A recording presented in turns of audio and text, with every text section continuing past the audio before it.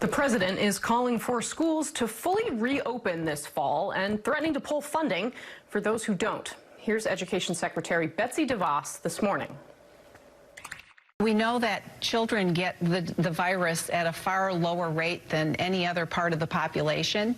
And again, there is nothing in the data that would suggest that kids being back in school is dangerous to them. And in fact, it's more a matter of their health and well-being that they be back in school. But this Wednesday, Texas health officials reported almost 1,700 positive cases, a third of which were children, at over 1,000 child care centers in the state. In Missouri, a summer camp cut its season short when dozens of staff and campers tested positive for coronavirus, many after they had already returned home. And yesterday, South Carolina reported the first child to die of COVID-19 in that state. And without a national plan in place, the response from local leaders has been varied. Florida's Governor, Ron DeSantis, is eager to get schools up and running, even as cases there spike. A high school district in Phoenix, Arizona will have only remote classes in the fall, and Connecticut plans to forge ahead with in-person classes depending on coronavirus numbers there. Joining me now is Connecticut Congresswoman and former National Teacher of the Year, Jahana Hayes. Congresswoman, I really appreciate you coming on the program tonight because I know there are so many parents. I'm lucky, my son is not school age, but my friends with school age children, as well as so many across the country, are very, very concerned about how this is all going to unfold, both for them and their ability to go back to work, but also, of course, in maintaining the health and safety of their children. And Betsy DeVos really struggled to answer that question when CNN put it to her over and over again this morning. Can you assure that our children will be safe if they go back to school? She didn't seem to be able to provide that assurance. As a teacher, how would you answer that question? Is it possible to make sure our kids are safe in this environment? Well, thank you, Kasie, for having me. And the secretary struggled to answer that question because she can't. And it is not possible, I think. I think we all want to go back to school. Teachers want to be back in school, students want to be back in school, but we cannot ensure that that will happen safely. As the secretary, when she started the sentence by saying, I want us to go back to school, it should have ended with, and I'm going to push for resources and adequate funding. I haven't been in Congress long, but when the PPP program was about to run out, Secretary Mnuchin came to Congress. He went to the president. He said, I need help. On my Committee of Agriculture, the undersecretary and the secretary have come to fight for farmers. This secretary was absent at the beginning of the pandemic and now is coming out just with a blanket statement, I want schools to reopen, but with no guidance, no support, no sufficient answers, and nothing that will ensure the safety of our children. And teachers are going to be left to stand and answer those questions for parents with no direction.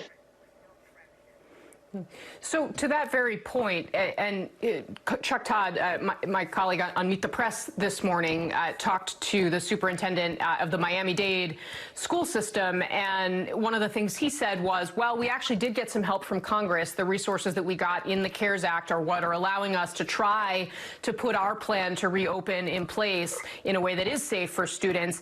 What does Congress need to do in the next bill to work on this issue? And, where do the conversations on that stand? Well, I've been pushing for this since schools closed back in March. Every caucus call, every time we get together, there is actually additional funding in the HEROES Act, which sits in the Senate right now. Schools are going to be faced with unprecedented expenses, things that they had never considered. PPE. FEMA has said that they will not prioritize school districts. They're not going to purchase things.